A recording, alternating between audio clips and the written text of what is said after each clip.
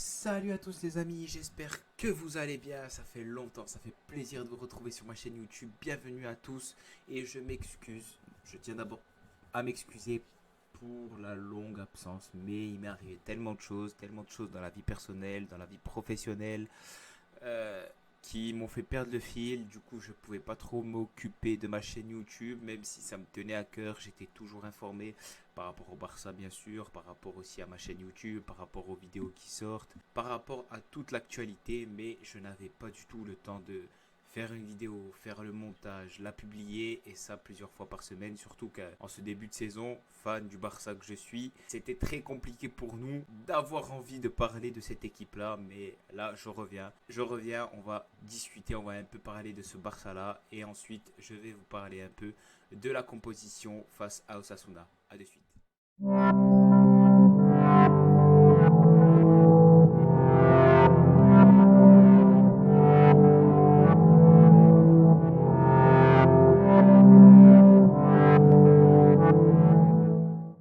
Les copains, alors par où commencer? Fan du Barça, ce n'est pas le Barça de Guardiola de 2010, de 2011, le Barça qui nous a tant fait rêver avec tant de grands joueurs. Là, c'est un Barça jeune, un Barça en reconstruction. J'ai hâte à l'avenir, bien évidemment, de voir cette équipe évoluer.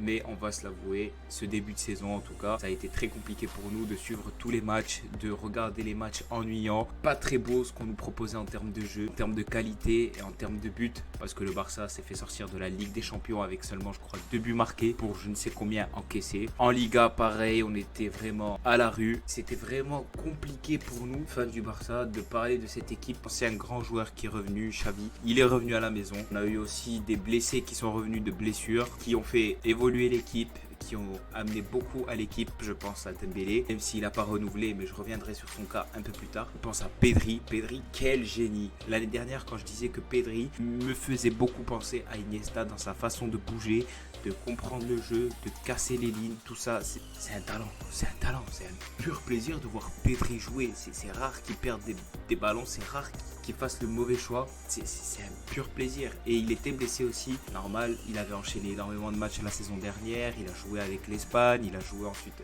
les Jeux Olympiques aussi avec l'Espagne. Du coup, il a enchaîné beaucoup de matchs, plus de 70 matchs. C'est énorme. C'est le nombre de matchs qu'a joué Neymar à Paris en 4 ans. 4-5 ans, il me semble. Pour vous dire à quel point il a été exploité par tous ses entraîneurs parce qu'ils voyaient en lui quelque chose d'énorme, pas se le cacher. Xavi qui est revenu, un mercato hivernal très intelligent de la part de l'entraîneur, du staff et surtout du président. Adama Traoré qui revient à la maison, Aubameyang, Ferran Torres, Dani Alves. Pour moi, ces 4 recrues aussi ont été la clé de cette remontada au classement en Liga. Alves, même s'il a 38 ans ou 39 ans, ça reste quand même un gars qui peut apporter beaucoup dans une équipe en termes de positive attitude, en termes d'expérience, en termes de qualité de passe, de centre, même s'il n'a pas les jambes qu'il avait autrefois au Barça. Ça reste quand même très grand joueur et franchement ça m'a fait plaisir qu'il revienne. Ferran Torres aussi, beaucoup de talent, énormément de talent. Ce que j'aime c'est ce joueur, c'est sa technique, sa fluidité dans les passes, mais surtout son intelligence à jouer avec et sans le ballon. Regardez les matchs et vous allez voir à quel point il est intelligent, il sait créer de l'espace même sans le ballon pour ses coéquipiers. Malheureusement ce qui lui manque, c'est la finition. On a vu qu'il a beaucoup raté. Face à Naples, il est sorti en pleurant parce qu'il avait énormément mangé ce match-là. C'est ce qu'il faut travailler, je pense, pour Ferran Torres dans l'immédiat. Sinon, ça reste un bon joueur. Il faut pas trop quand même le vanter. On va voir quand même à l'avenir ce que ça va donner. Mais ça reste quand même un très grand joueur. Adama Traoré, les copains. Il est revenu à la maison, ça fait plaisir parce que ce qu'il a apporté en termes de puissance, de qualité de dribble, débordement, de provocation, c'est un Dembélé aussi. C'est à peu près le même style, même si je trouve que Dembélé reste un cran au-dessus. Mais c'est ce dont le Barça avait besoin d'ailiers qui vont vite, qui provoquent, qui n'ont pas peur d'avancer. Et Adama Traoré, on a vu que c'était un monstre de puissance. Il a fait, je crois, 4 ou 5 passes décisives. Ce qu'il avait fait à Wolverhampton en 50 matchs, en plus de 50 matchs, c'est pour vous dire qu'il est arrivé motivé. Il a reçu de grosses offres de City ou de Tottenham, je sais plus. Et il a préféré refuser et revenir à la maison pour son club de cœur. Et franchement, chapeau à lui. La 4e recrue, Aubameyang, je pensais pas qu'il allait venir. Vraiment de dernière minute, il est venu. Il fait de très bons matchs. C'est ce dont aussi le Barça a besoin. Un peu de ce joueur qui peut s'appuyer, mais également qui peut prendre la profondeur. Ça, avec Memphis, on peut pas le voir, avec Luc de Jong encore moins, mais on a vu à quel point il était important de décrocher et aussi de partir dans la profondeur. C'est une mobilette. Le type, c'est une mobilette, il va super vite. Il peut apporter énormément au Barça. Bon, maintenant, après, il a 31 ou 32 ans. Donc, cette saison, on va dire, il fait l'affaire. Mais je pense qu'il faut absolument qu'il recrute un pur neuf dans ce style-là.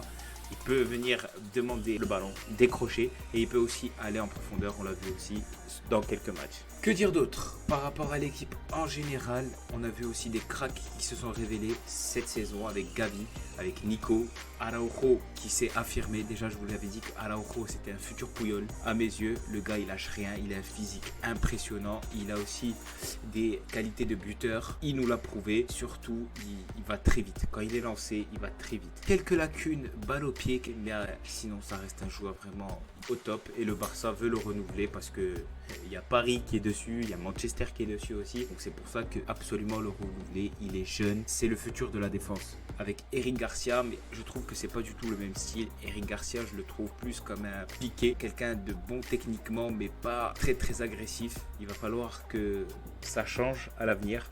Il pourra bien évidemment être titulaire indiscutable. Lui aussi revient de blessure, donc c'est important qu'il ait du temps de jeu et que le Barça se débarrasse de quelques joueurs comme l'anglais, comme Umtiti, comme Roberto, tout ça. Il faut que ça sorte. En ce moment, c'est vrai que le Barça cartonne, joue de mieux en mieux, à part contre Galatasaray. Moi, j'ai pas pu le voir, mais j'ai vu le résumé. C'était horrible, c'était vraiment horrible. Ça manquait un peu de rythme devant, mais après ils ont dominé. C'est pas rentré, c'est des choses qui arrivent. Non, il faut aller en Turquie gagner, mais avant d'aller en Turquie pour essayer de gagner, il va falloir d'abord affronter Osasuna à domicile demain, et pour ça il faut que le Barça, je pense, revienne un peu en arrière parce que il a titularisé Memphis face à Galatasaray. Je pense que là il va falloir laisser Memphis de repos, mettre Aubameyang. Comme je vous ai dit, Memphis lui techniquement il est au top, mais elle peut pas prendre la profondeur comme Aubameyang le fait. Aubameyang il est super rapide, le Barça a besoin de rythme devant, de vitesse.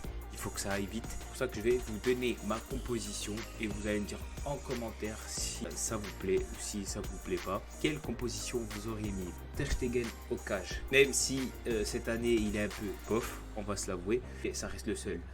Ils n'ont pas de remplaçant, c'est le seul. À gauche, Alba qui est monstrueux cette saison encore. Chaque année, Alba, on dit qu'il est fini, qu'il est terminé, qu'il soit en compétition avec quelqu'un pour le poste d'arrière gauche parce qu'il commence à se faire vieux. Ok, je suis d'accord qu'il faut un remplaçant arrière gauche au cas où si Alba se blesse, au cas où, même pour la compétition c'est bénéfique. Mais quel joueur les copains, quel joueur. Moi chaque année il m'impressionne.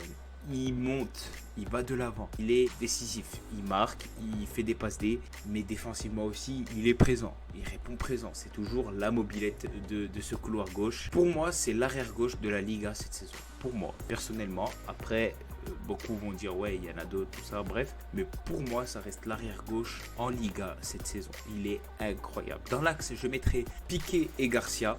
J'aime pas trop cette charnière centrale parce que elle est pas, comme je vous ai dit, elle est pas assez agressive. Piqué et Garcia, deux très bons défenseurs, même si Piqué pour moi, on va pas dire qu'il est hors course, mais il commence à se faire un peu vieux, c'est compliqué des fois. Dans certains matchs, c'est compliqué pour lui quand il tombe face à des joueurs qui vont vite. Du coup, je le mets quand même par rapport à Araujo. Araujo n'est pas blessé, mais il se prend un carton jaune. Ce match-là, il ne pourra pas jouer face au Real Madrid la semaine d'après. C'est pour ça, vaut mieux prendre aucun risque, mettre Piqué et Garcia et voir comment ça se passe. À droite, je vais mettre Alves, tout simplement parce que Dest, lui, il me semble qu'il a joué face à Galatasaray, si je me trompe pas. Du coup, vu que Alves n'est pas inscrit avec le club en Europa League, je préfère mettre Alves en Liga, qu'il apporte son expérience, sa qualité de passe. En 6, je mettrai bien évidemment Frenkie de Jong.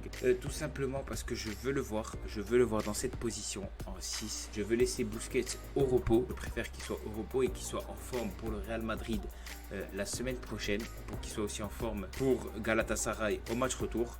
Donc je préfère le laisser au repos contre Osasuna. Devant lui, on a les deux génies, Gavi, Pedri. Pour moi, c'est deux génies du football. Chaque année, j'ai l'impression que le Barça en sort à nouveau. L'année dernière, c'était Pedri. On découvrait tous Pedri. On était là, ouais, mais qui c'est ce joueur, mais ceci, mais cela. Coman a eu le courage de le mettre. Il a bien fait parce que franchement, c'est un crack. J'ai rarement vu des cracks comme ça. On en voit une fois tous les jeux, c'est combien. Pour moi, c'est l'un des meilleurs joueurs du Barça actuellement. Gavi aussi. Gavi, cette année, on l'a découvert. Il est vraiment incroyable. C'est un pur plaisir de voir des joueurs comme ça. Mais surtout, Gavi, il est agressif. En fait, quand il rentre sur le terrain, j'ai l'impression qu'il va mourir sur le terrain. Tellement il donne tout, tu vois. Et ça fait plaisir de voir des joueurs comme ça. Comparé à certains joueurs qui rentrent, j'ai pas envie. Ils jouent à 2 à l'heure, ils sont là, ils marchent. Voilà. Tu vois, il est là, il est présent. Il répond prison. Il répond prison sur le terrain. La triplette. Dembélé. On a vu ce que Dembélé pouvait faire. Même s'il a été sifflé, même s'il n'a pas prolongé. Moi, je suis, on va dire, pour le moment, je vais dire que je suis confiant pour la prolongation de Dembélé. Le Barça devrait le prolonger. J'espère qu'ils vont tout faire aussi pour le prolonger. J'espère que le joueur va se remettre en question pour prolonger avec cette équipe parce que Xavi le soutient. Xavi ne l'a pas laissé dans les tribunes jusqu'à la fin de la saison. Il lui a fait confiance et il l'a mis sur le terrain et on a vu qu'il a répondu présent à chaque fois qu'il est rentré ou à chaque fois qu'il était titulaire. Aubameyang, pour ce que je vous ai expliqué tout à l'heure, je trouve pas qu'il est très technique comme Memphis. Si je devais comparer à Memphis, mais je trouve qu'il apporte un plus, c'est que, comme je vous ai dit, il peut décrocher pour s'appuyer en faux neuf, créer de l'espace dans le dos des centraux, mais aussi il peut aller en profondeur parce qu'il va super vite. C'est pour ça que là, il faut de la vitesse, il faut que ça aille vite, il faut retrouver le rythme qu'on avait face à l'Atlético, à Naples, à Valence, tout ça. Il faut retrouver ce rythme-là qu'on a perdu face à Galatasaray. Et Ferran Torres, pour son intelligence de jeu, même s'il n'est pas encore, on va dire, efficace, entre guillemets, mais il apporte beaucoup avec et sans le ballon. Regardez les matchs et vous allez voir pourquoi je dis ça. J'insiste bien avec et sans ballon, parce que le football, c'est pas simplement quand tu as la balle, c'est aussi quand tu n'as pas la balle. C'est super important. Et lui, il sait très bien le faire et ça crée beaucoup d'espace à Alba et Gavi qui peuvent s'engouffrer dans ces espaces-là. On l'a vu plusieurs fois. Voilà les amis, ça m'a fait plaisir de vous retrouver. Là, je reviens et je sortirai des vidéos à chaque fois pour les avant-matchs et les débriefs. Si Dieu le veut, Inch'Allah, comme on dit, j'espère vraiment que cette vidéo vous a plu. N'hésitez pas à mettre un petit pouce bleu et à vous abonner si vous ne l'êtes pas. Je vous embrasse et Visca El Barça.